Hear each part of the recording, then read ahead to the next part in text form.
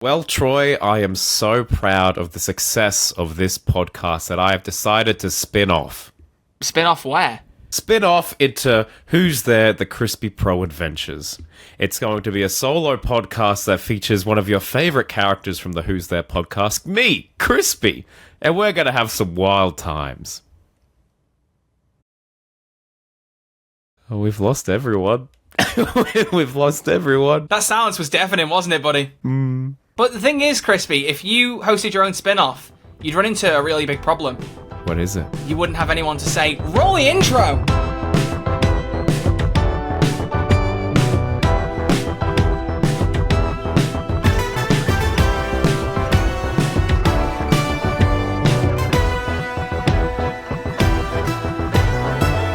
Hello and welcome back to Who's There, a Doctor Who podcast. My name is Troy, his name is Crispy, and we are the hotline that accepts your calls throughout all of time and space, both together. Neither of them are spinning off from each other, Crispy. Are we clear on that? Yeah, sure. Good. Sure. Good. Okay, Good. good. What are we talking about today? We're talking about spin-offs. We're talking about do they work. We're talking about spin-offs. We're talking about do they work. Are we also talking about spin-offs and talking about if they work? No, Troy. Today we're talking about spin-offs and if Yeah. they work. Oh. Yeah. So it's not spin-offs and if they work, it's spin-offs and if they work. Is anyone still listening anymore? I don't Please know. Hello, stay. everyone. We're talking about Doctor Who spin-offs and if they work. And if Crazy. they work, yeah. But we've taken your calls on that very topic, and we're going to discuss some of the highs and lows of spin-offs. Be mainly the past things. We may do a bit of theorising on the war between land and the sea, but we ain't got much to go off at the minute. You know, we still haven't seen David Tennant on the set yet, but when he shows up, we'll be here to report it. He's not going to. He's just not going to. I know, man. Listen. I know I need to admit defeat, but I don't want him. I never That's lose. fair enough. That's I never fair enough. lose, you know? I'm like Black Panther. I never freeze, but instead I never lose. Wow, it's beautiful. And it's about as true as Black Panther because he said he never froze, and then about 5 minutes later he froze like a deer in the headlights. Should we take a caller and see Yeah, what why people not? think about Doctor Who spin-offs? Let's... Oh, that's interesting. Have you listened is? to any of these? No. Neither have I. I just saw one that says Logan has no regrets, and it's a 3-second call. All right, let's So start I'm it off. Look, curious I'm a bit about sleepy. this. I did a 3-hour stream. It's 12 minutes past 11 in the evening on a Saturday night, so I should be energetic, but I'm not. Logan, it is your job to wake me up with your 3-second call in. What have you got? Here we go. Hello, Logan.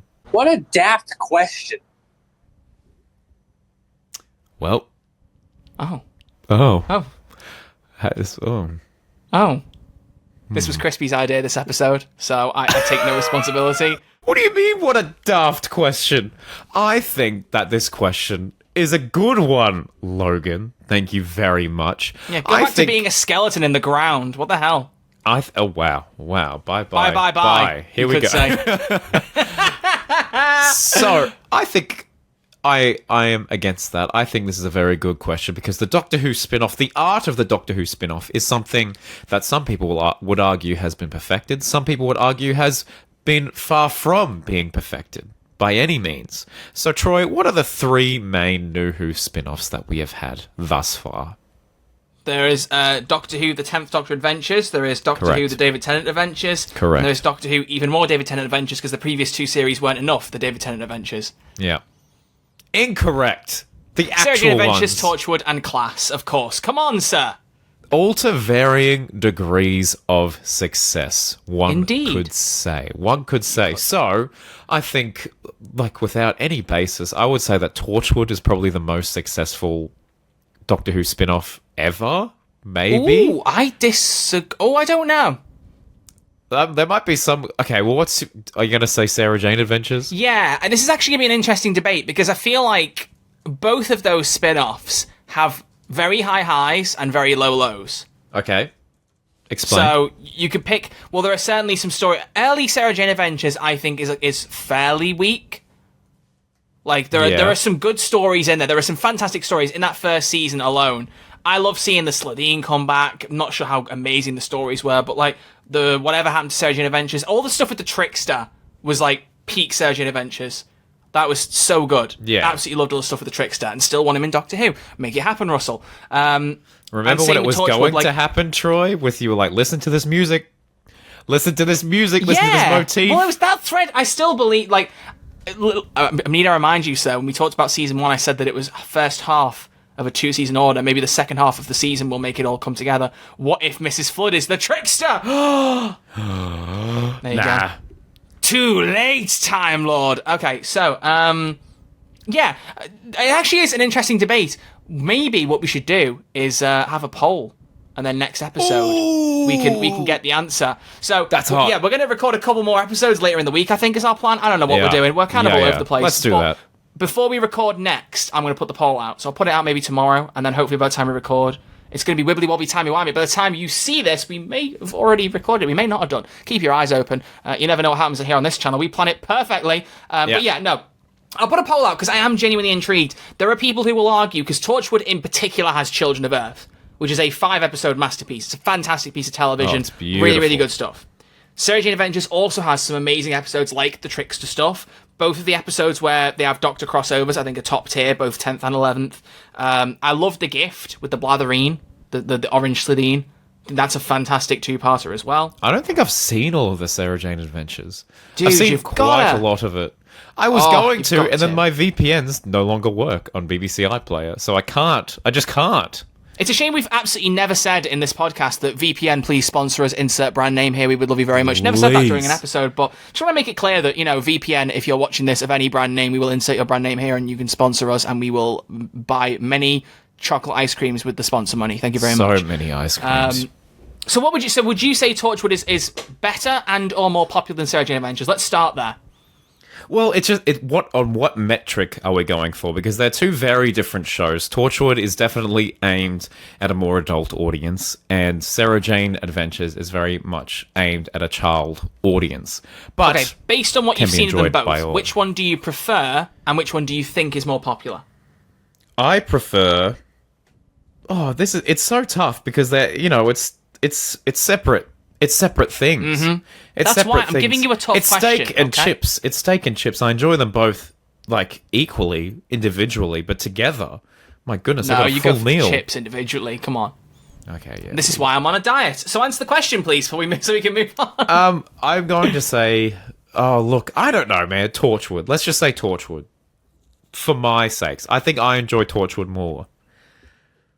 Your say, Troy? I think if we pick out the highest highs, I'd probably say Torchwood for Children of Earth. Yeah. Overall, though, maybe Sarah Jane Adventures. I mean, I just have... That could be the nostalgia. It could be the nostalgia talking. It could absolutely be. But in terms of which one's more popular, I think you might be on something with Torchwood. I don't know. Yeah, I wonder, actually, let's do what every Doctor Who fan loves to do on Twitter, even though it's extremely annoying. Let's look at if there's any information on viewing figures. Because I'd be really intrigued. There is. To see what the audiences were like for these shows. While you look up, I'm going to find another caller because Logan's just wasn't good enough for me. In fact, I found it offensive. Absolutely. I can't believe he said that.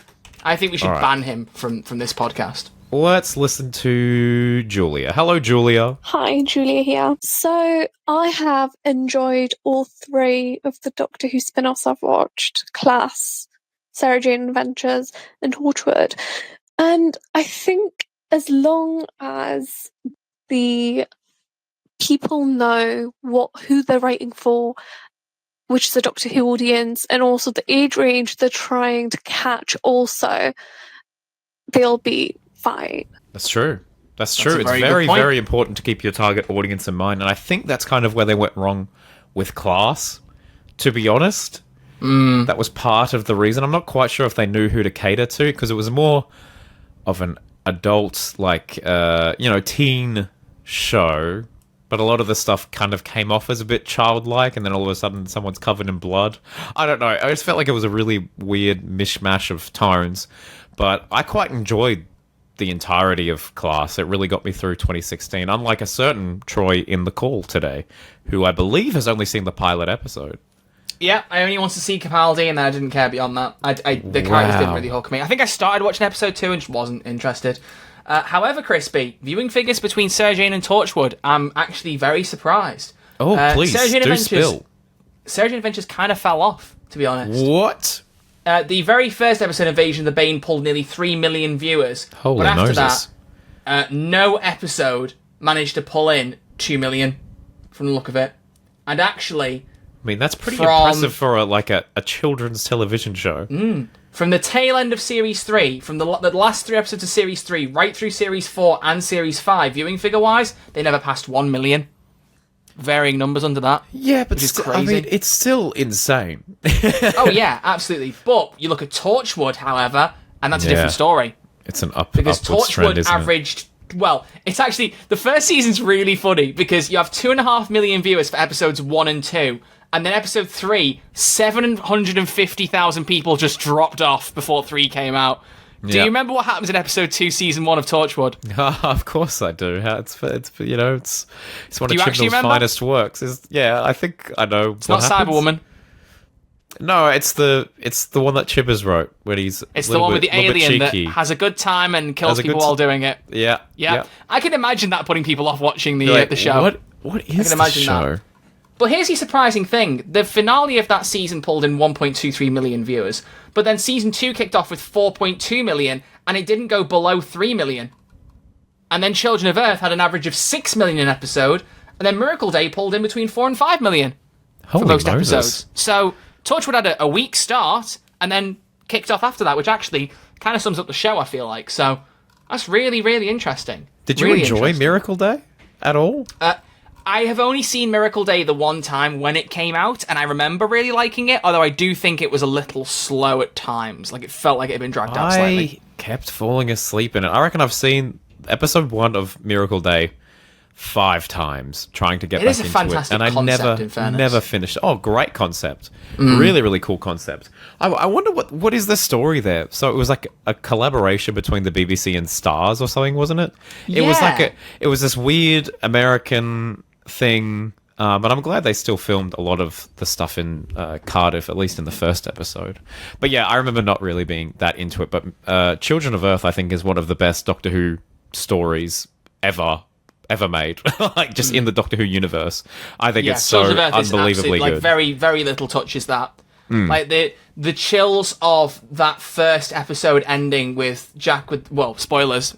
With Jack with the bomb... Why am I saying spoilers? It's a Doctor Who podcast. There's no need to warn for spoilers. But the end of the first episode with Jack with the bomb in his stomach and, like, all the kids chanting, "We are coming." I've seen that last clip because both Torchwood and Sarah Jane Adventures got their own YouTube channels, and about 2 or 3 years ago, they slowly uploaded clips from their entire back catalogue of shows. And I remember I've watched the last 5 minutes because it was a clip of that episode over and over again. The music's fantastic. The tension's brilliant. Peter Capaldi's in it. And he's like on his knees screaming because 2 of his kids in there. He's like screaming, "Stop it." Like, stop chanting. Like, it's so well done. But like that whole series, it's Children of Earth I really need to watch again properly. I genuinely need to rewatch that properly because I haven't watched it in years. But it was so well done. So to answer our initial debate to open this episode, which wasn't an answer to the title, but it's still important, Torchwood, I think, was the more popular and probably slightly better spin-off. Wow. But Elizabeth Sladen is the best out of everybody. So yep. I can hands down agree with that. Shout out Liz Sladen. Hands down agree with that. Imagine Sarah Jane Smith just suddenly popping up in Torchwood. Yeah.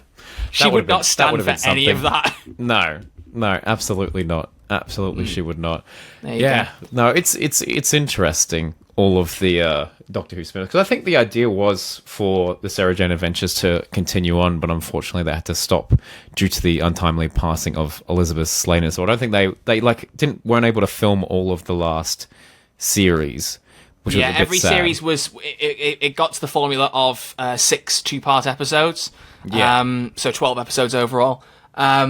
And Series 5, they've managed to complete 3 of the 2-parters, and they kind of finished it there and had and the story goes on forever at the end because they couldn't finish the series. I know that there was one episode called The Battle for Bannerman Road that got adapted for another show, I think, called Wizards vs. Aliens or something. They adapted that script and used it for that show. I found that out a couple of years ago. That was interesting. But yeah, your point was bang on. I imagine they would have kept the show going for a bit longer. And if they clearly, like the average Twitter user shouldn't be. I know I've brought it up in the podcast, but that's for an analysis sake. But the viewing figures were not a problem for them because, like I said, from Series 3 onwards, so you got episodes like Matt Smith turning up. He didn't even bring it above 1 million viewers. Like, the viewing figures clearly weren't important. They were getting enough people in to justify it. Probably had a reduced budget. They would have kept it going. I genuinely feel like they would have done. Well, I feel like with children's shows, a lot of it also comes into repeat viewings.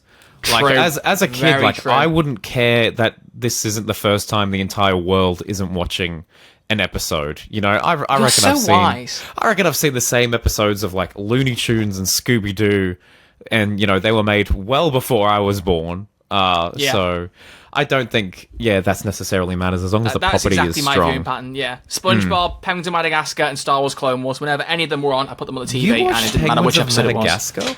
That show was peak, don't you dare. Oh no, I just feel like I forget I'm slightly older than you because that I remember seeing that and being like, oh, I'm too old for this. I'm too You old were for too old for the Penguins of Madagascar. Yeah. Oh, A spin-off that show, literally, of like, if course, that had of gone on for as long as Madagascar. SpongeBob, I'd have liked that more than SpongeBob. I just love the tone and like the episode content of those. I thought that was so good. Yeah, I never really got into SpongeBob. We only had like free-to-air cartoons here, and like if we wanted SpongeBob, we had to pay for something else. I think I don't know. We just had Saturday paid for it, Disney. then. Should have paid for Anyway, it. Anyway, yeah, very good Doctor Who discussion there. Very Point good being, Doctor Who discussion. Both of those spin-offs, Doctor Who, Sarah Jane Adventures and Torchwood, both of those worked.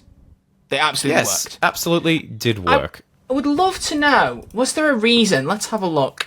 If I go to Wikipedia, I'm assuming there's going to be a category called Future for Torchwood Miracle Day, because they always tend to put Future. No, they don't. Or it might be in the main Torchwood article. I'm just intrigued to see if there's any comment about why the show didn't carry on after Miracle Day. I reckon that maybe it didn't perform as... I mean, it sounds like it pulled in quite an impressive viewership, but I don't know. I'm very, very curious as to why. Troy, have you seen K9 and Company? I have not. Can you explain for the audience what K9 and Company is? Of course I can. Well, K9 and Company is, of course, a television produced that was in the early 1980s and was intended as a Doctor Who spin-off, but ultimately only a single pilot episode was produced. It aired on BBC One as a Christmas special in 1981.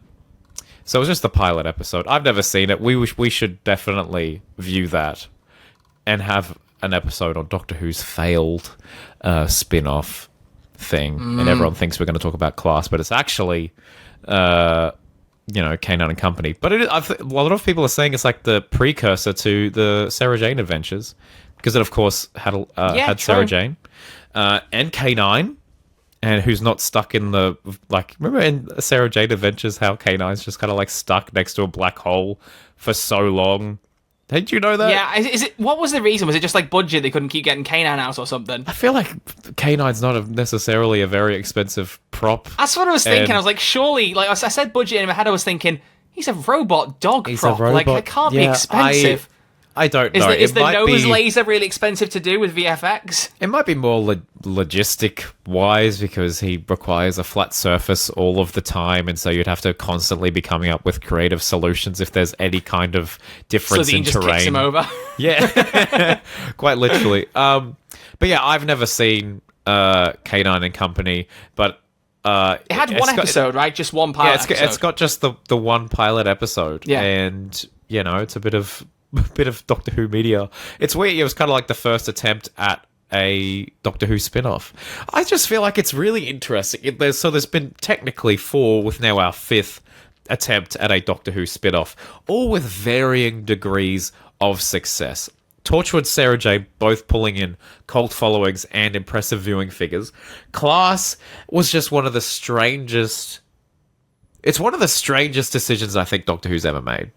Yeah, why was it commissioned? Like, on a real level. What a weird time. I think not Pete McTighe, what's his name? Patrick Ness. Patrick Ness, thank you so much. He is quite a prolific not children, like teen, what do you call that? Teen fiction? Dystopian stuff. He's a very well-renowned writer, and I think he got on the call to Stephen Moffat, was like, hey, I want to write an episode for Doctor Who, and then Stephen Moffat was like, hey, you can actually have your own TV show if you want. I remember that being in an interview somewhere, and they were like, yeah, let's go for it. Patrick Ness worked as a producer on Doctor Who and Torchwood and the Sarah Jane Adventures, so he already had a production thing. It was revealed, program was announced in October 2015. Stephen Moffat executive produces the program. It was revealed in April 2016. Coal Hill was an Academy. Yeah, didn't say In June 2017, Patrick Ness announced if a second series were to go ahead, he would not be continuing as a writer. Wow. Wait, maybe that's why it got cancelled. Wait, what? Yeah, it says he confirmed he wouldn't return as a writer if it got a second series.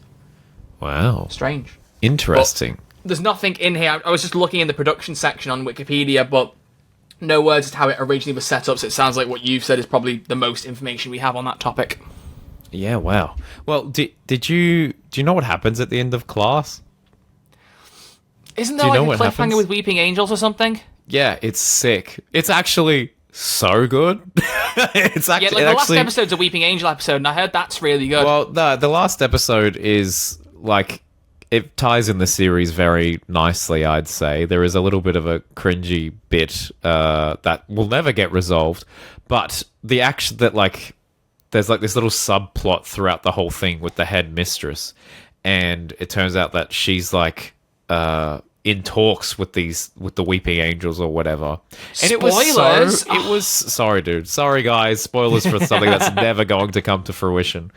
But I remember seeing something somewhere, and Patrick Ness was like, "Yeah, season 2 would have been like Weeping Angel Civil War." Or something like that. It would have just been insane. I don't know. I swear he tweeted that or said that at some point. Weeping Angel Civil War. Yeah, imagine... Underoos! Underoos, and it's just an angel falling from a building. But yeah, the cliffhanger was so hype, and it was like really dark, and the music's perfect in it. Anyway, we should definitely watch that. That sounds class. Yeah. I'm surprised that it didn't get more of a cult following. I feel like it's been, 8 years since Class ended, and I still think it has a reputation of being like the worst Doctor Who spin-off. Just wait until next year, guys. I'm kidding. The War Between the Land and the Sea will probably be very, very good. He's not kidding. Crispy, pick another caller. Let's see what our audience thinks about whether Doctor Who spin-offs work. Atticus, what do you want? You know what would be really good, and I've been saying this for years. What if we get a unit spin-off that is about 12 episodes long, and maybe there's an overarching storyline, maybe not, but 2 episodes, maybe about an hour long, right? Every 2 episodes, there's like a 2-parter. It's like its own set of stories, and they're tackled in 2 different episodes, maybe just a few standalone leading up to an overarching with different companions returning, maybe even a past Doctor. I think that could work really well if it's just solely unit. Wow, he's just pitched us a show. That's basically said crazy. Rusty Davies' first era style Doctor Who, but it's a unit. But and unit. I'm in. I think it's actually a no-brainer. In fact, it's actually a no-brainer. £5 in my bank account. You can have all of it for the budget. Yeah. Let's. Here's your money. Here's your money. There you go. Enjoy. Thank you, commission. I'm surprised they didn't do anything like that. I reckon if RTD had more money in the mid-2000s, that there probably would be a unit spin-off show as well. Maybe. Hot it would take, probably feel glad too there wasn't similar. one. Unit was interesting in RTD 1, but I don't think it became really interesting until the introduction of Kate Stewart. Yeah. There wasn't really a figurehead to front it in that same way. Well there were put. certain unit characters that were like bigger and showed up maybe a couple of times, but I think you needed someone who was a proper recognisable character like Kate Stewart. Now she's here to lead War Between the Land and the Sea. That's well, she's technically not leading it, is she? But close enough to. Why? I'm so curious for when we get the first trailer for the War Between the Land and the Sea, because I want to know why they didn't just make it a unit spin-off show. And the first season just happened to deal with the Sea Devils and pollution or something like that. And then next season, it could deal with something else. Because now, I feel like like the War Between the Land and the Sea is it's a limited series. They're not doing anything after this. We're not getting a season 2. We're not getting the War Between the Sea and the Land. Season 2. Yeah. Like, there's only so many things we can tackle, right? Anyway. Whatever. We'll see it. I can't be too harsh initially. Let's listen to another caller, shall we? Next episode will be about the Sycorax, and it'll be the War Between the Land and the Sky. Ooh. I don't mind that. I actually don't mind that at all. Me. I'm on my way. Really don't I'm on mind my way that. with the script. All right. Let's listen to William, shall we? Hello, William. I think spin-offs can work. The new spin-off sounds interesting with the Sea Devils coming back. It depends how it all links together with the series going on at the moment. Obviously, we don't know what happens in series 15, but if it all cohesively goes together, I think it will work well. It'll be interesting to see how they be using the same actors and not using the same roles. Be interesting to see how that works as well. But I think if it's done right and Disney are investing money, it should look fine.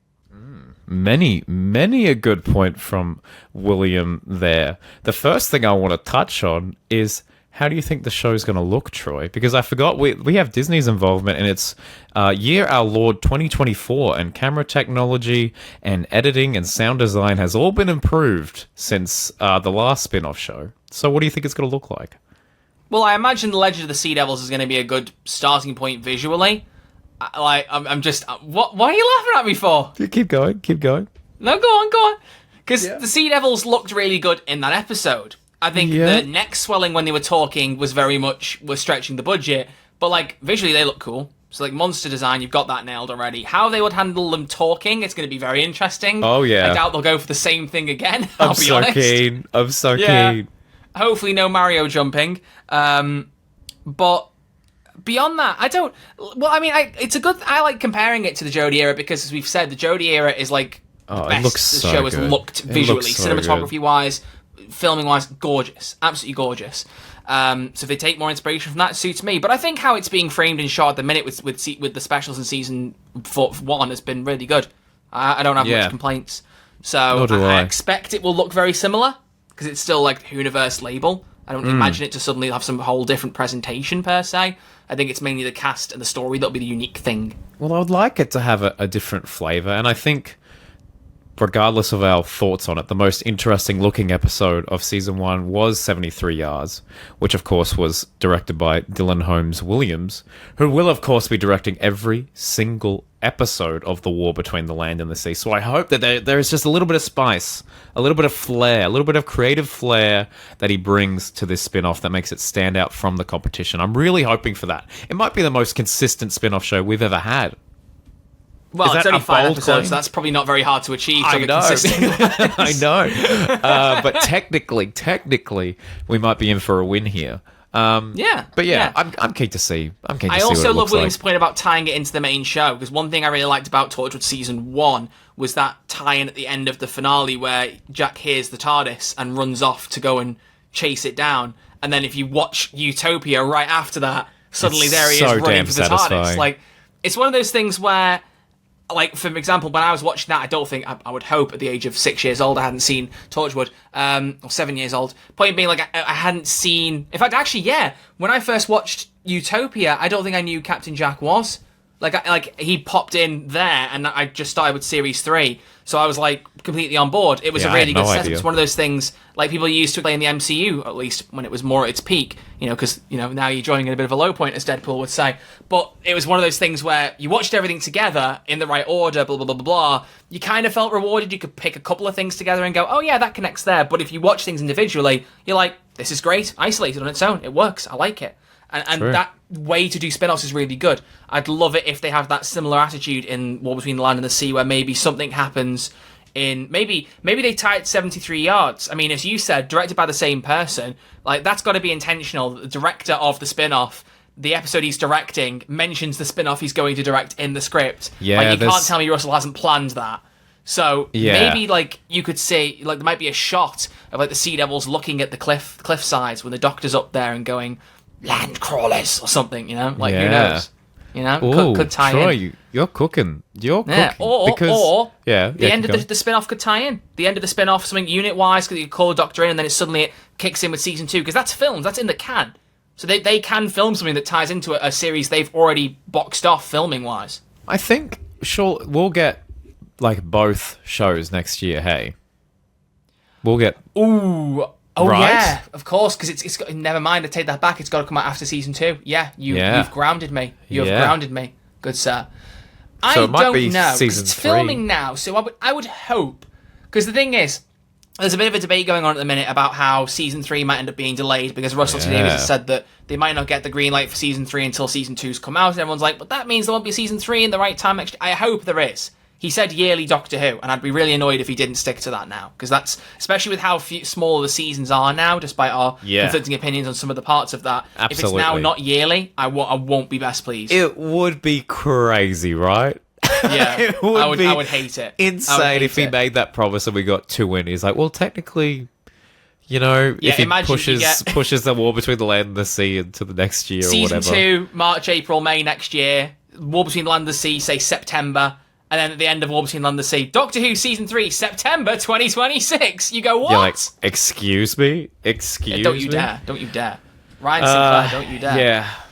So I don't know. So maybe they could tie in set up something for Season 3 then. Who knows? Potentially. I don't know. Russell's written the scripts for his, he's written all of season. He mentioned at one point he was writing a script for his 3rd or 4th season. Yeah, I think the scripts for Series 3 are in the can. I reckon Series 4 is getting wrapped up. Right? Is that people saying, they wouldn't have Season 3 ready, just as a side note. Surely part of it's the scripts that's got to be a very important part of the planning there. If he's already got those in the can, they can pretty much bring the talent in and get straight to filming once they've done some table reads. Yeah, absolutely. They could, they could probably I have faith in Russell. I know not everyone on Twitter does, but everyone in the Royal Albert Hall did. Thary's made a great point about that on Twitter, by the way. He was like, on Twitter, everyone seems to hate Rusty Davies, but you see in real life the little lines, people queuing up to get a photo with him, and you think, maybe Twitter's its own little weird one. And you know what? Probably right. It definitely is. Well, I'm keen. We'll see what happens. Should we get another caller? If you want. I mean, I'm fine if we don't listen to these people. We've picked on our calls a lot recently, but I have to admit, Dr. Masters put official Torchwood intro in her name, and I'm really intrigued if she's just doing the Torchwood theme for the next 12 seconds. I swear, but let's see. Well, there's 2 calls from Dr. Master. There's 2 from. I don't know how I feel about that. And neither do I. Let's listen to the first one and see what happens. Okay? All right, let's go.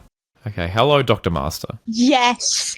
I think Doctor Who spin-offs are great because you get to explore kind of characters more and do things with the show that you can't do on a show like Doctor Who because you have to cater to everyone in Doctor Who and you don't have kind of time as well to explore things in depth because there are a certain amount of episodes. Best example being Torchwood, which I absolutely adore because it kind of takes a universe like Doctor Who and goes a bit dark with it, and I think I love the fact that you have main characters who are flawed. So yeah, great. Also, Yanto shouldn't have died, just saying. So Whoa, bold claim. I think Yanto should have died only because I don't want to live in a world where there isn't something as iconic in Cardiff as Yanto's Shrine. Absolutely, what a tourist it's worth destination. His death for just how iconic that shrine is. I feel like it was a natural thing that happened, right? People just because Children of Earth was such this, talked about thing. 6 million people watched it. More than people who watched season 1 of Doctor Who. Yep. Yep. That's not some big power statement, by the way. I'm just saying it for a joke there to identify there was a big audience. But yeah, if you don't know, by the way, Yanto Shrine is a little bit by one of the entrances to Torchwood, in inverted commas, where they filmed. There's just this big wall of pictures of Yanto, messages and flowers, and people just constantly go there like Doctor Who Torchwood fans and just go and take pictures there, leave things. It's an adorable thing. It's so genuinely beautiful thing, and I'm lucky enough to be an Australian that has seen that IRL. Absolutely. And I've seen that in the flesh. Should we see what this 12-second follow-up is? I'm nervous it's just going to be a copyrighted theme, but we can have official a look. Torchwood intro. If this is the official Torchwood intro, we're going to skip this and say copyright, but let's find out. Here we go. That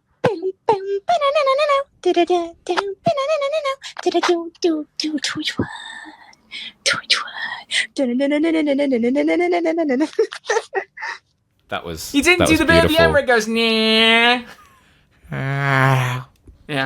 Therefore, you get 0 out of 10. So that was beautiful. You get at least an 8 for me. Thank you very much. Troy, can you try and do the Torchwood intro? There you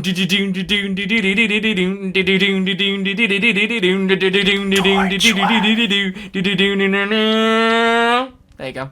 That's really good. Can I try? Yeah. I don't know why I did that at 1:45 on a Saturday night, but we move. Here we go. Torchwood.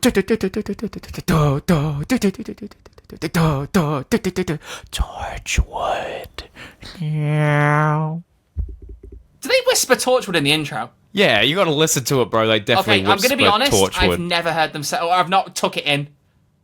They 1,000,000% do. I don't think it's that I'm not subtle. saying you're wrong. I just have never noticed that. Wow. Okay. I know it's a I complete like waste that more of time. than the Doctor Who intro where it's... Oh, don't even get me started. Could you say for a second, I hate the there's a breathing fine in that line. intro. Oh, Troy, we finally agree on The something. proms were amazing because you didn't have someone breathing down your neck, literally, during that intro. Wow, Troy, you are on fire, my boy. You are on fire. That's just the hair, man. It's just the hair. It's just there, taking it I in. know you can't see it because the cap, but it's just the hair. Yeah, it's just there. Yeah, just there. All right. So, Crispy, Yeah, in mate. conclusion, we'll pick one more call. Before we do, I ask you a question. Do Yeah, right. spin-offs work for Doctor Who? I think so. I think it is actually quite insane, given the wealth of the Doctor Who universe that is out there. Like Russell said it before, we should have had 50 spin-off shows by now, but I think Doctor Who, as we say all the time, is the little show that could.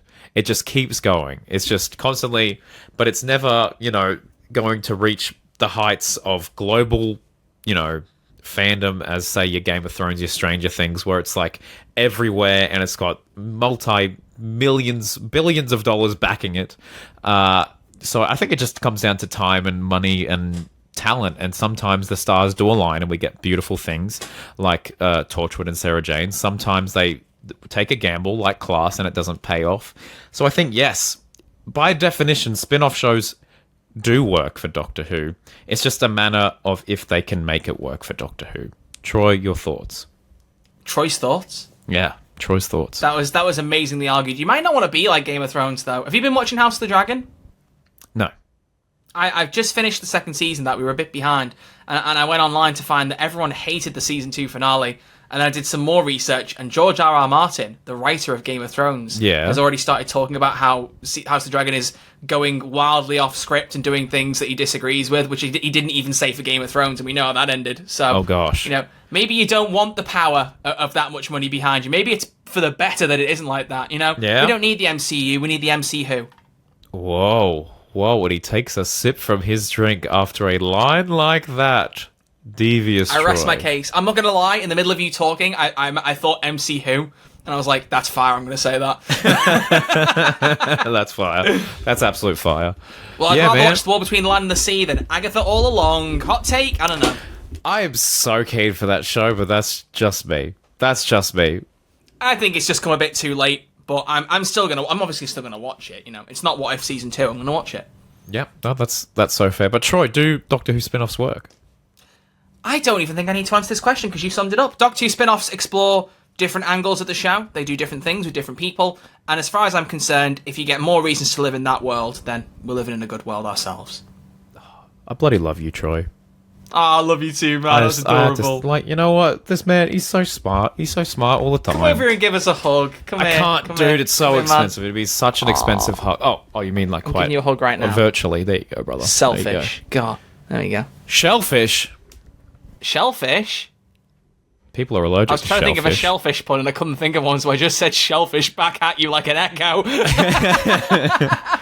Well, very good. I was going to be like, shellfish? I barely know her. And I was like, that doesn't work. That doesn't work in the slightest. All right, Troy, do you want one more caller before we... Let's have one more caller. You pick, good sir. You are in control. You pick him. Well, call it a Christmas dinner because this is Peter Needs Ham. Here we Peter go. Needham. What have you got to say, sir? Here we go.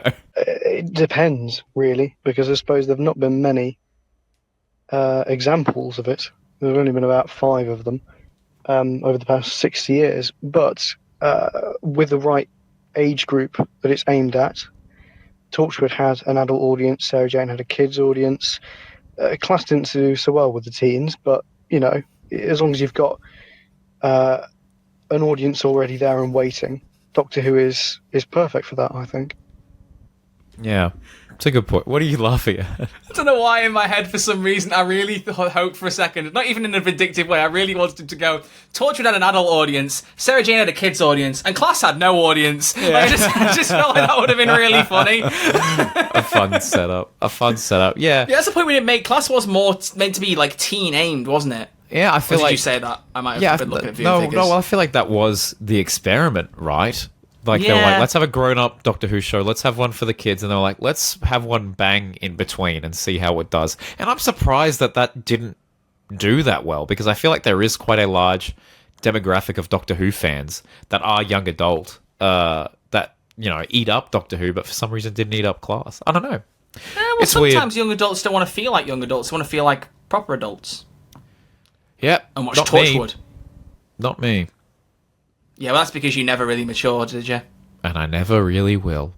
And on that note, thank you very much for listening to this episode of Who's There, a Doctor Who podcast. We're going to be spinning off next week to talk about something. I don't know. Something we should, incredible. we really should have done. We should have planned this. So the next episode is a special episode talking about some other film or something. Yeah. So we had a spin-off ready. It's That'd have been great. our own spin-off. Are you watching Beetlejuice anytime soon? Do you want to do one on that? No, and I will not say it a third time. Beetlejuice. Oh my gosh. Go ahead, make my millennium. All right, so thank you very much for watching. We will see you all next week where we talk about a topic. I've forgotten the topic. Oh, you cooked. Did cooked, I? Sir. Did I? Yeah. Do we know what next week You're going is? to take me through a top 10 list. Did I? What is it? What is it?